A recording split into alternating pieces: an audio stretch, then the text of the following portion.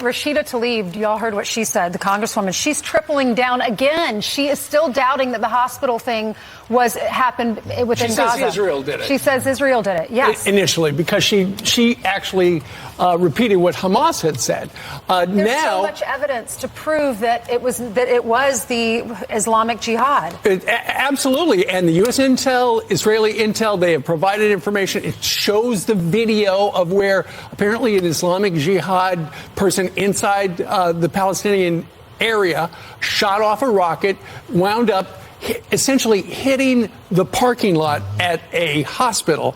And of course, the headline immediately out of Hamas was they killed 500 people. Well, for the most part, that number reportedly is much lower, but she is sticking with her story that we need to have an independent investigation, she says, because that's what the United Nations is saying. We've already had our investigation. The Defense Department briefed the president, they briefed Congress as well, and they came up with their own independent analysis as well. She says don't believe them. She prefers Hamas talking points. But it's not just Tlaib. There's a little bit of little Tlaibs all in the State Department. AOC. This is what Huffington Post is reporting. There's basically a mutiny brewing within the State Department at all levels. And the State Department is prepared, some of the State Department are prepared to release a dissent cable against their own government. So these are a bunch of State Department officials. The president is supposed to set foreign policies, and they're saying openly they disagree with the president of the United States on this position. AOC is sympathizing with the terrorists, too. She said war crimes don't justify war crimes. And I'm like,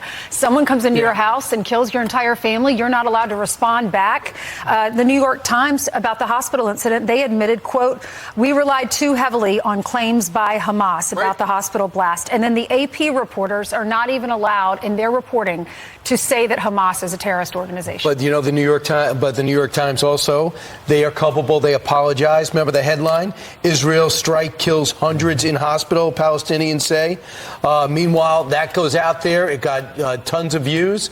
And that becomes a series of riots. The president of the United States gets his meetings canceled with Jordan, Egypt, and the Palestinian Authority. And it turns out it's erroneous. The videos provided, the intercepts are there for you to hear. Islamic Jihad said, where are you shooting from the cemetery? What did you just hit? Also, the hospital is still standing. They hit the parking lot.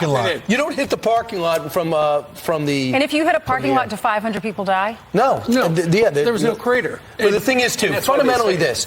Israel is not aiming for civilians. Right. Hamas is. Right. They are trying to kill them, dismember them, or they take them hostage. And Hamas is also using the civilians as shields. Right. Yeah, that's what they do. We just can't discount and Israeli said, part. go south. Right. That's why they said bring hostages and we'll give you $10,000. That's exactly right. Because that is their protection. It's a big difference.